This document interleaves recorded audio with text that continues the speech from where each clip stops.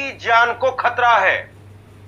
और सबसे बड़ी बात, उन्होंने दो नेताओं की सार्वजनिक बयान का हवाला देते हुए कोर्ट में अर्जी भी दी है और कहा है कि राहुल गांधी को कहा गया है कि राहुल गांधी बाज आजा, वरना तेरा वही हाल होगा जो तेरी दादी का हुआ था। यानी इंदिरा गांधी के जिस तरीके से उनके साथ में एक साजिश की गई और साजिश के बाद में जैसे इंदिरा गांधी की मौत हुई, उनको मार दिया गया, क्या उसी तरीके से राहुल गांधी के साथ किया जाएगा? यह बहुत बड़ा सवाल है। देखिए, लोकतंत्र में आप आलोचना करते हैं, आप वाहवाही करते हैं, आप सरकार का हिस्सा है, आप विपक्ष का हिस्सा है, वो पूरा एक लोकतंत्र का ही हिस्सा है। लेकिन अगर कोई नेता प्रतिपक्ष को यह कहता है कि बाज आजा, वरना तेरा वही हाल होगा जो तेरी दादी का हुआ था, ये राहुल गांधी से कहा गया। और आज इसी को लेकर के मिलिंद पवार राहुल गांधी के वकील हैं, उन्होंने अदालत के अंदर अर्जी दी है।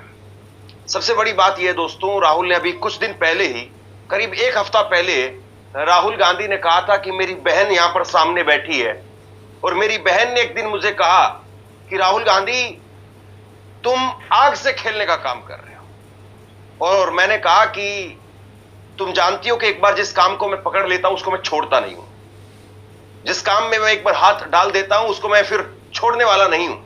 और मुझे पता है कि मैं आग से खेल रहा हूं और मैं इसलिए इस काम से पीछे नहीं हट रहा हूं क्योंकि हमें पता है कि हमें एक दिन आग में ही जल करके खाक हो जाना है, इसलिए मैं आग से खेलने से डरता नहीं।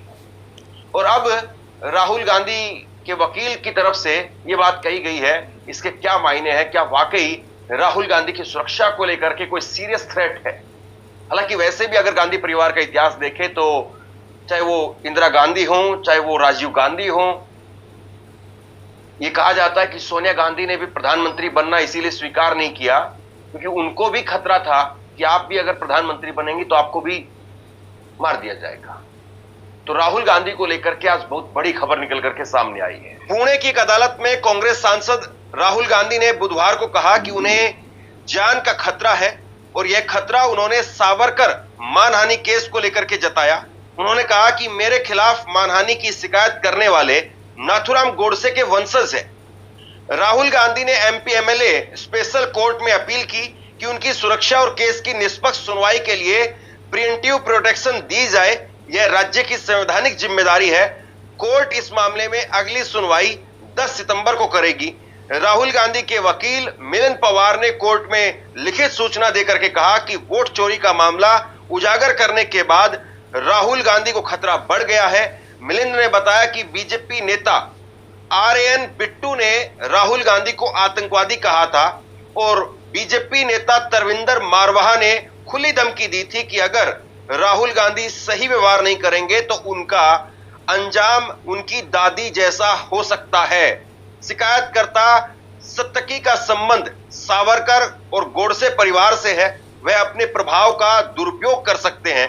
याचिका में कहा गया कि महात्मा गांधी की हत्या एक सोची समझी साजिश थी और ऐसे में पारिवारिक इतिहास को देखते हुए उन्हें नुकसान पहुंचाने या गलत तरीके से फंसाए जाने और जान का खतरा जो है वो इसमें बना हुआ है। देखिए, अब आसान भाषा में समझिए मामला क्या है। राहुल गांधी की तरफ से आज पुणे की एक अदालत में कहा गया कि उनके खिलाफ बहुत बड़ा षड्यंत्र हो सकता है और गोडसे के वंशजों से उनको जान का खतरा है।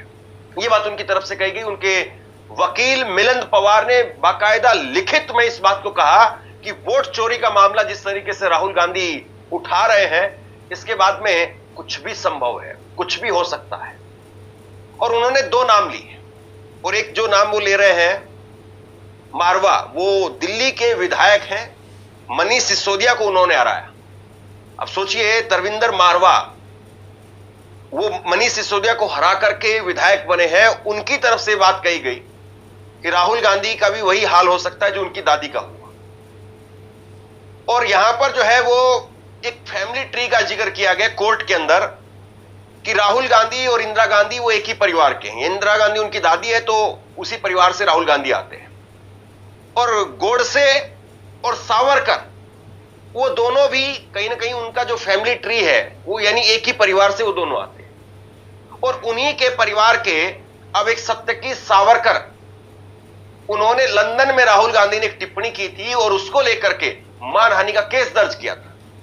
अब इसको लेकर के जो है वो कहा गया है कि राहुल गांधी पर ये लोग कुछ भी कर सकते हैं, क्योंकि वोट चोरी का मामला राहुल गांधी उठा रहे हैं। राहुल गांधी ने कहा था कि सच्चा हिंदू कभी हिंसक नहीं होता है, नफरत नहीं फैलाता है, बीजेपी नफरत और हिंसा फैलाती है। इस बयान के बाद बीजेपी नेताओं ने उन पर हिंदू समुदाय का अपमान करने का आरोप लगाया।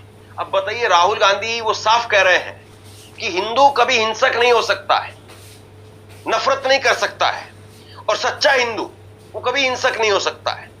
बीजेपी नफरत और हिंसा फैलाती है, बीजेपी वो कह रहे हैं, वो किसी धर्म को लेकर के नहीं कह रहे हैं, बल्कि धर्म को लेकर के तो ये कह रहे हैं कि सच्चा हिंदू जो भी है वो हिंसक नहीं हो सकता है। और ये सच्चाई है कि कोई भी व्यक्ति किसी भी धर्म का सच्चा अगर फॉलोवर है तो कोई भी धर्म किसी को नफरत नहीं सिखाता है। कोई भी भगवान, कोई भी पीर, कोई भी ग्रंथ, कोई भी किताब वो नफरत नहीं सिखाती है। वो हमेशा यही सिखाती है कि अपने से छोटों का उनको प्यार करो, अपने से बड़ों को सम्मान करो, इंसानियत के काम आओ, एक दूसरे का सुख दुख बांटो। हर धर्म यही बात सिखाता है। लेकिन राहुल गांधी ने ऐसी टिप्पणी एक संसद में भी की थी और उसके बाद में देखिए प्रधानमंत्री नरेंद्र मोदी कैसे खड़े हो गए थे। और तब राहुल गांधी ने कहा था कि मोदी जी को गलतफहमी है कि वो पूरा हिंदू समाज है, नरेंद्र मोदी और बीजेपी वो हिंदू समाज नहीं है, पूरा हिंदू समाज नहीं है। सुनिए जरा एक बार। शिव जी कहते हैं डरो मत, डराओ मत, अभय मुद्रा दिखाते हैं, अहिंसा की बात करते हैं, त्रिशूल को जमीन में गाड़ देते हैं, और जो लोग अपने आप को हिंदू कहते हैं वो 24 घंटा हिंसा हिंसा हिंसा, नफरत नफरत नफरत, असत्य सत्य असत्य।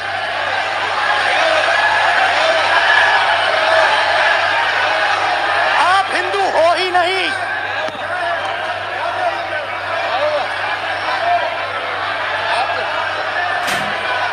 Just get me that picture of Shiva. Inside Speaker's office. Hindu धर्म में साफ लिखा है, सत्य के साथ खड़ा होना चाहिए, सत्य से पीछे नहीं हटना चाहिए, सत्य से नहीं डरना चाहिए। अहिंसा हमारा प्रतीक है। अभय मुद्रा ऐसे कीजिए, अभय मुद्रा।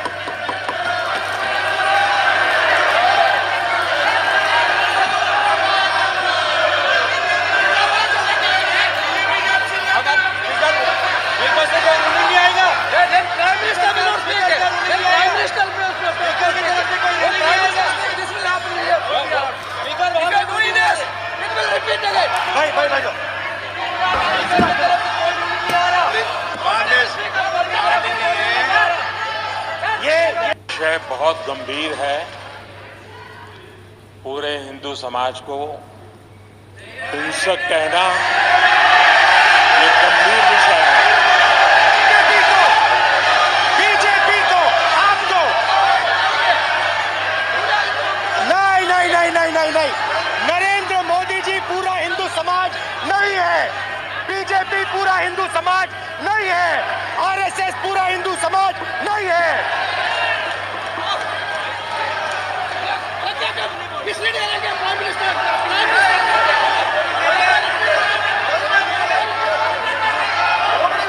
अब ये केस पहले से चल रहा था, लेकिन अब इस केस में एक नई डेवलपमेंट ये हुई है कि राहुल गांधी के वकील की तरफ से कोर्ट में एक अर्जी दी गई है। और ऐसी ही बात राहुल गांधी ने अभी पिछले हफ्ते कही थी जब एक कार्यक्रम में वो बोल रहे थे। Yesterday my sister said to me, now you know personal बात है तो बोलनी नहीं चाहिए, मैं बोल देता हूं, नहीं माफ करूंगा। She said to me, you know Rahul, you realize that you're playing with fire.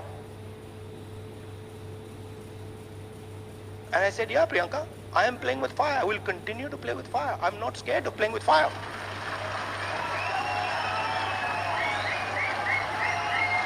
I have come here. Look, I am eventually, like most of you, I am going to end up in the fire. Right? So what is the problem playing with the fire? My family has taught me that. My family has taught me do not be scared of cowards. My family has taught me that the most cowardly thing you can do ever is be scared of a coward. Right? And that's who we are dealing with. You please understand. That's exactly who we're dealing with. And my sister will tell you.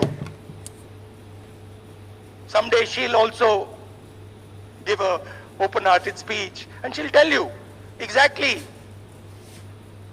the extent to which the ruling ideology is based in cowardice. वैसे तो राहुल गांधी के खिलाफ करीब 2 दर्जन मामले हैं। 2 दर्जन अलग अलग जगह पर मामले राहुल गांधी के खिलाफ चल रहे हैं। किसी में मानहानि का केस है, किसी में कोई दूसरा केस है, कहीं पर ईडी का केस है और राहुल गांधी को लगातार किसी न किसी तरीके से शिकंजे में फिट करने की कोशिश होती है। लेकिन राहुल गांधी को बहुत सारे मामलों में राहत भी मिली। बहुत सारे मामलों में अदालत ने खुद रोक लगा दी और अदालत ने कहा है कि जो शिकायत करता है राहुल गांधी के मामले में वो कहीं ना कहीं बीजेपी आरएसएस से जुड़े हुए लोग हैं, तो इसलिए राजनीतिक मंशा के तहत उन पर आरोप लगाए गए। लेकिन राहुल गांधी सावरकर को लेकर के जब भी बोलते हैं तो उसके बाद में बीजेपी और आरएसएस के खेमे में खलबली मच जाती है। राहुल गांधी ने लंदन में कहा था कि सावरकर ने मुस्लिम को पीटा था। मार्च 2023 में राहुल गांधी ने लंदन में एक भाषण में दावा किया था कि वीडी सावरकर ने एक किताब में लिखा था कि उन्होंने और उनके 5 से 6 दोस्तों ने एक बार एक मुस्लिम व्यक्ति की पिटाई की थी और इससे उन्हें खुशी हुई थी। इस भाषण का हवाला देते हुए सत्यकी सावरकर ने राहुल गांधी के खिलाफ मानहानि का केस दर्ज कराया है और इस मामले में 3 जुलाई को पुणे के एमपी एमएलए कोर्ट ने सावरकर के पोते सत्यकी सावरकर की उस याचिका को खारिज कर दिया था जिसमें उन्होंने राहुल गांधी से वह पुस्तक दिखाने की मांग की थी जिसमें उन्होंने सावरकर के खिलाफ कथित रूप से अपमानजनक टिप्पणी की थी। जस्टिस अमोल सिंधे ने कहा कि कांग्रेस नेता को पुस्तक पेश करने के लिए विवश नहीं किया जा सकता है। तो कोर्ट जो है वो भी कहीं ना कहीं मानती है कि भाई अब आप जो है वो चीजें लेकर के आइए या तथ्य जो आप पेश कर रहे हैं उसको आप सामने रखिए।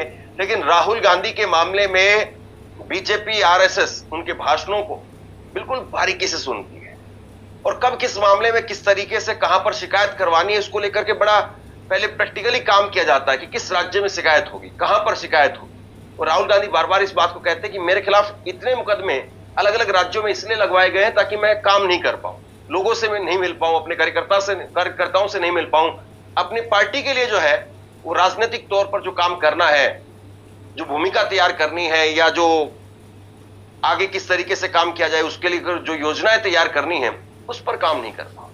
तो बहरहाल अब मामला यहां से कहीं आगे चला गया है और राहुल गांधी के वकील अगर कुछ कह रहे हैं तो जाहिर सी बात है इसको सीरियसली लिया जाना चाहिए।